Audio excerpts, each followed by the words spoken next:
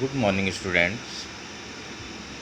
आज हम सूचना प्रौद्योगिकी के अंतर्गत थर्ड चैप्टर जिसका नाम है स्मृति एवं भंडारण युक्तियाँ, तो इसके अंतर्गत कुछ टॉपिक्स पर बात करेंगे। ग्रीष्मकालीन अवकाश के बाद आपका पुनः ऑनलाइन क्लास में स्वागत है। तो आइए आज की ऑनलाइन क्लास प्रारंभ करते हैं।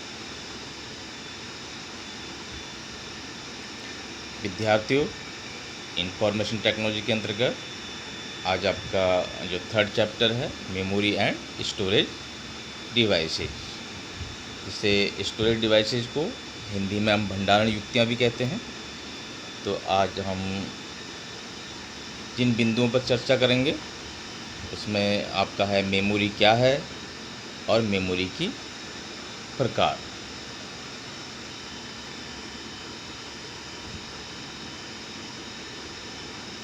मेमोरी क्या है विद्यार्थियों? मेमोरी, जिसे स्मृति भी कहते हैं, कंप्यूटर का एक महत्वपूर्ण यूनिट है। जिस प्रकार हम अपनी ज्ञानेंद्रियों द्वारा विभिन्न बातों को या घटनाओं को अपने मस्तिष्क तक पहुंचाते हैं तथा हमारा मस्तिष्क उन घटनाओं या बातों को स्मृति के रूप में स्टोर कर लेता है और ज़रूरत पड़ने पर स्टोर की गई उन बातों या घटनाओं को उपयोग में लाता है। उसी प्रकार कंप्यूटर भी इनपुट यूनिट द्वारा दिए गए विभिन्न निर्देशों को अपनी मेमोरी में स्टोर करता है, और जब स्टोर किया जाता है, जो डाटा स्टोर किया जाता है उसी पर प्रोसेसिंग होती है और उसका परिणाम निकलता है। तो इन सब चीज़ों को जो जिस दौरान प्रोसेसिंग हो रही है या जो आउटपुट है, सब मेमोरी में ही होल्ड किया जाता है।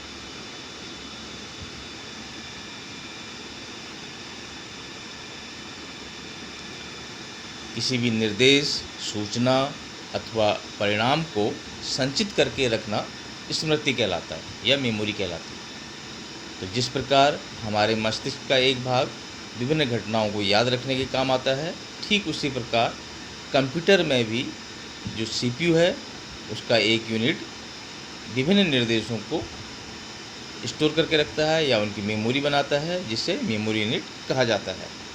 कंप्यूटर को दिए गए निर्देश तथा कंप्यूटर द्वारा निकाला गया परिणाम, यह सभी मेमोरी में स्टोर किए जाते हैं। अतः कंप्यूटर में जिस स्थान पर डाटाओं को संचित करके रखा जाता है या स्टोर करके रखा जाता है उसे हम मेमोरी कहते हैं।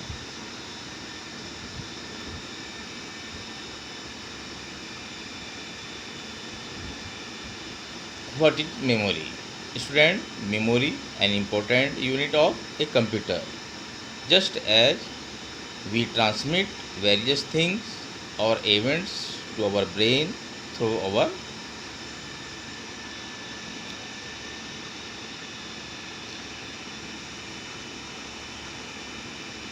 and our brain stores those events or things in the form of memory and uses those stored things or events when needed.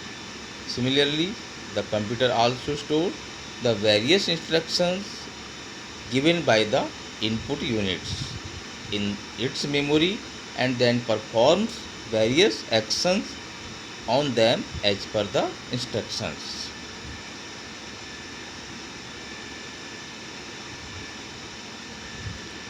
The storage of any instructions, information or result is called memory.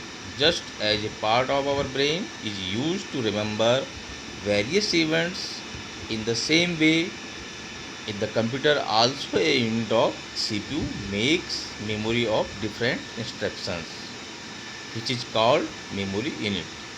The instructions given to the computer and the result extracted by the computer are all stored in the memory. Therefore, the place where the data is stored in the computer is called memory. Memory के प्रकार। तो अब हम memory के प्रकार को इस chart द्वारा समझ सकते हैं। जो मेमोरी आपकी होती है मुख्य रूप से दो प्रकार की होती है, प्राइमरी और सेकेंडरी। यहाँ पर आपको कैश मेमोरी भी दिखाई गई है, ये प्राइमरी मेमोरी का ही पार्ट है। अगर प्राइमरी मेमोरी की बात करें तो आपकी इसमें रैम, रोम और कैश मेमोरी 3 प्रकार की मेमोरी आती हैं। और रैम जो है आपकी ये 2 प्रकार की है, स्टैटिक रैम और डायनामिक रैम। अगर रोम की बात करें रीड ओनली मेमोरी तो इसमें प्रोग्रामल रीड ओनली मेमोरी है, erasable programmable read only memory है, electrically erasable programmable read only memory है, जिनके बारे में हम आगे चर्चा करेंगे। कंप्यूटर की सेकेंडरी मेमोरी, जब आपको डाटाओं को भविष्य के लिए स्टोर करना होता है, अर्थात जब भी आप कंप्यूटर में फाइल को सेव करते हैं तो कहीं ना कहीं सेकेंडरी मेमोरी का यूज करते हैं। अब हार्ड डिस्क में फाइल आपकी सेव हो जाती हैं, या आप पेन ड्राइव लेते हैं, या आप कॉम्पैक्ट डिस्क यानी सीडी का यूज करते हैं, magnetic tape, floppy disk, DVD, zip drive, ये बहुत सारे संसाधन हमारे पास साधन हैं जहाँ पर हम सेकेंडरी मेमोरी के रूप में यूज करते हैं। इन्हीं सेकेंडरी मेमोरी को हम स्टोरेज डिवाइस या भंडारण युक्तियाँ भी कहते हैं।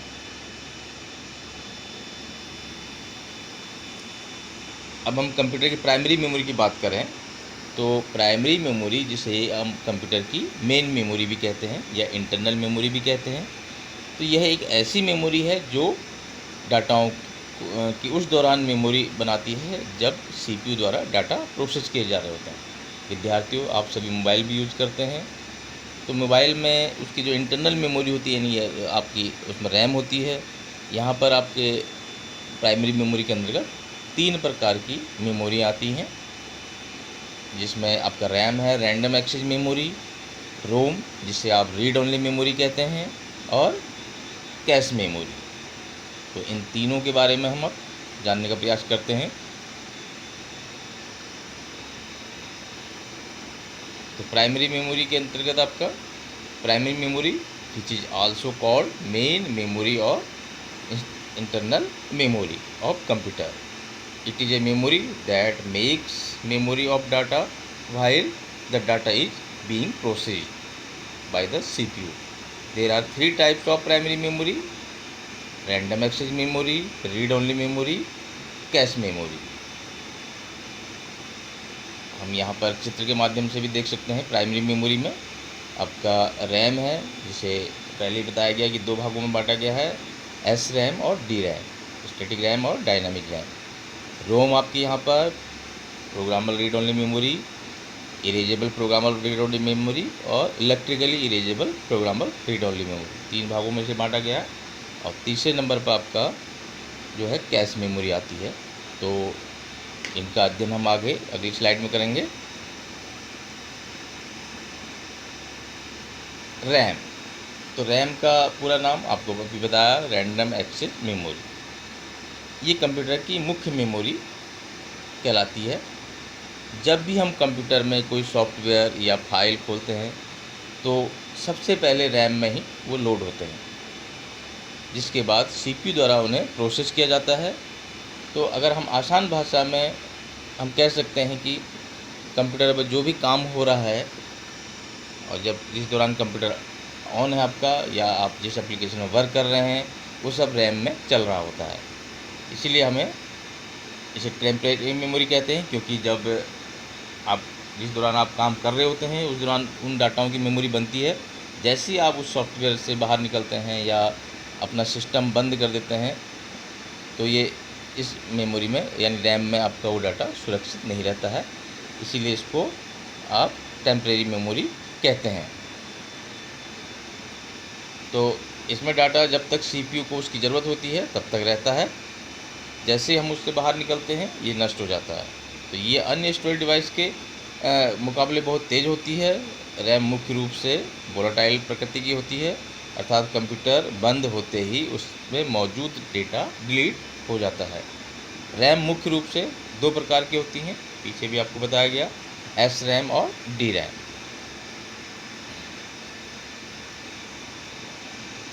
The full name of RAM is random access memory. This is called the main memory of the computer. Whenever we open any software or file in the computer, they are first loaded into the RAM, after which they are processed by the CPU. In simple language, whatever we are doing, In the computer, it is running in RAM somewhere. That's why it is called temporary memory, because it stores any data only as long as the CPU needs it. It is much faster than other storage device. RAM is mainly of volatile nature. That is, the data present in it gets deleted as soon as the computer is turned off. There are mainly two types of RAM. Number one, SRAM, static RAM, and number two, dynamic RAM. SRAM, तो विद्यार्थियों, SRAM जिसका पूरा नाम static random access memory है, और इसे कार्य करने के लिए एक निरंतर पावर की ज़रूरत होती है। निरंतर पावर मिलते रहने के कारण इसे रिफ्रेश करने की आवश्यकता नहीं होती है। SRAM प्रत्येक मेमोरी सेल के लिए बहुत सारे ट्रांजिस्टर का प्रयोग करता है, परंतु इसमें प्रत्येक सेल के लिए कैपेसिटर नहीं होता है। आजकल इसका प्रयोग कैश मेमोरी तथा रजिस्टर्स में किया जाता है। इसकी खोज 1990 के दशक में की गई थी और इसका प्रयोग डिजिटल कैमरा, राउटर्स, प्रिंटर्स तथा LCD स्क्रीन आदि में किया जाता है।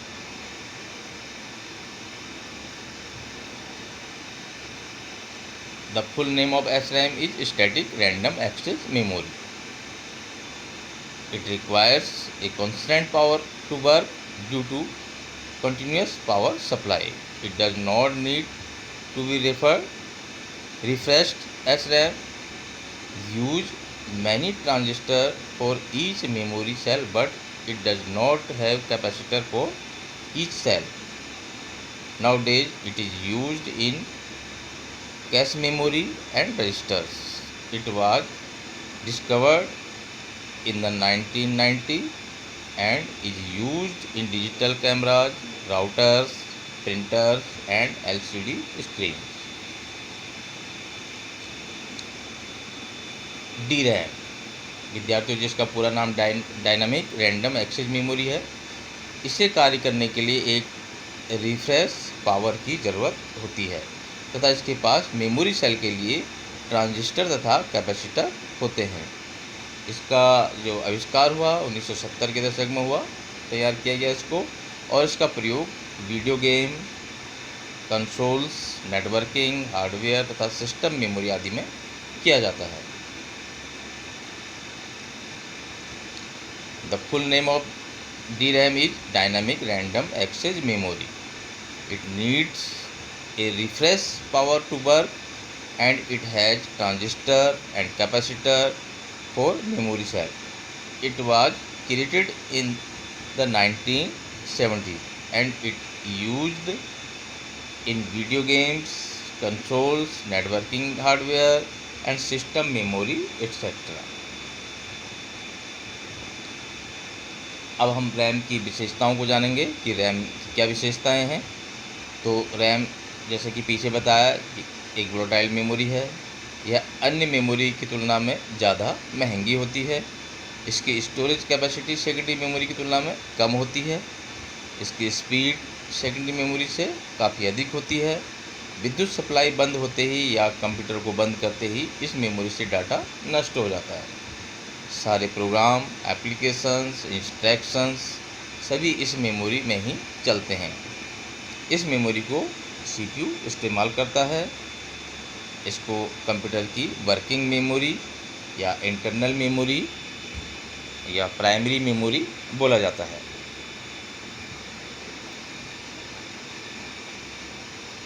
Features of RAM: RAM is volatile memory. It is more expensive than other memory. Its storage capacity is less than that of secondary memory. Its speed is much higher than secondary memory. As soon as the power supply is turned off or when the computer is turned off, the data is destroyed from this memory. All program, applications, instructions run in this memory only. This memory is used by the CPU. It is also called working memory or primary memory. और internal memory of computer. तो विद्यार्थियों, आप screen पर RAM देख रहे हैं। आपका जो कैबिनेट है उसके अंदर आपका जो मदरबोर्ड है उसमें रैम के लिए स्लॉट बने होते हैं, जहां पर हम आसानी से इस रैम को लगा सकते हैं, निकाल सकते हैं। तो स्क्रीन पर आप देख पा रहे हैं रैम आपको इस तरह से देखने को मिलती है। अब हम रोम को जानेंगे कि रोम क्या है। रीड ओनली मेमोरी, जिसका पूरा नाम है। यह एक नॉन वोलेटाइल मेमोरी है। इस मेमोरी में सूचनाएं स्थायी रूप से संग्रहित रहती हैं। इस प्रकार की मेमोरी को यूजर केवल रीड कर सकता है, जिसके जैसे कि इसके नाम से ही पता चल रहा है, रीड ओनली मेमोरी। तो कंप्यूटर में जो बायोज है, basic input output system program जो है, अर्थात जो कंप्यूटर को इनपुट और आउटपुट करने के काम आते हैं, ऐसे सॉफ्टवेयर, या हम कह सकते हैं कंप्यूटर को ऑपरेट करने के लिए जो सॉफ्टवेयर होते हैं, वो इसी में फीड होते हैं। यानी जब आप कि आपका कंप्यूटर का निर्माण होता है, जो कंपनी निर्माण करती है, वो इन प्रोग्रामों को रोम में स्टोर कर देती है, जिससे कि आपका सिस्टम कार्य करने की स्थिति में आता है, काम करता है। जितने भी ऑपरेटिंग प्रकार के जो सॉफ्टवेयर होते हैं वो उसमें डाल दिए जाते हैं। तो इन प्रोग्रामों को आसानी से आप नहीं बदल सकते हैं। तो उदाहरण के लिए फर्मवेयर सॉफ्टवेयर प्रोग्राम है जो कि हार्डवेयर के साथ अटैच रहता है, वो रोम में ही से स्टोर रहते हैं।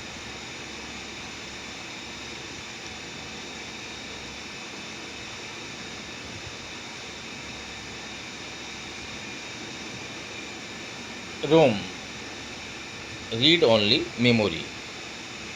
It is a non-volatile memory. Information is stored permanently in this memory. This type of memory can only be read by the users. In the computer BIOS, basic input-output system program is already stored in ROM, which is used to operate the computer system. These programs cannot be changed easily. For example, there is firmware software program which is attached with hardware are stored in ROM itself.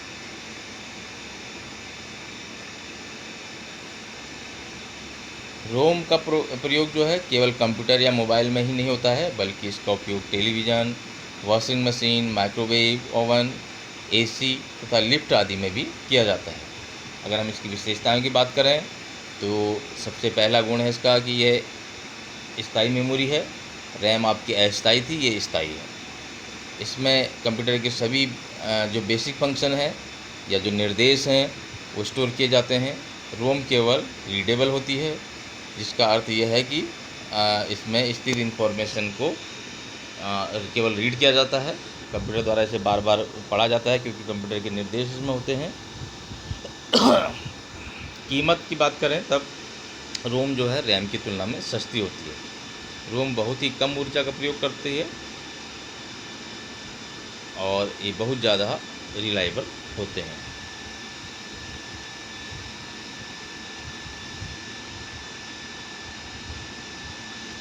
Rome is not used only in computer और mobile, but it is also used in television, washing machine, microwave oven, ACs and elevators, etc. Features of ROM. ROM is a permanent memory. In this, the instruction of all the basic function of the computer are stored. ROM are readable only. That means that the information located in it can only be read. Talking about the price, the ROM is cheaper than RAM. ROM use very little energy, while they are very reliable. PROM, रोम का एक भाग है जिसे programmable read only memory कहा जाता है।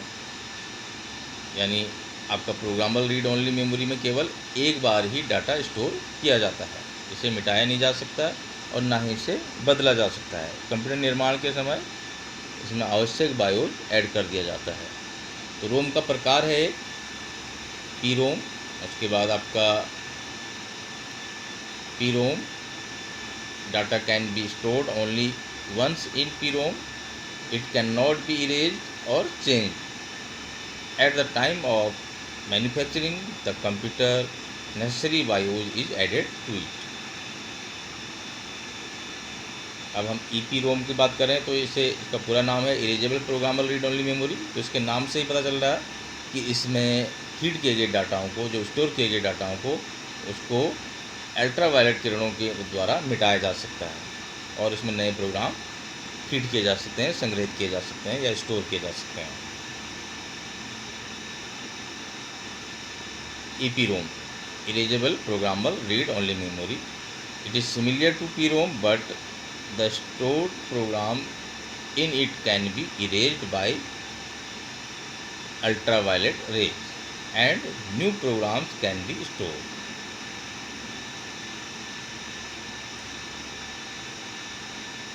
EEPROM, electrically erasable programmable read only memory. यह एक नई तकनीक है EEPROM, जिसमें मेमोरी से प्रोग्रामों को विद्युतीय विधि द्वारा मिटाया जा सकता है या फीड किया जा सकता है।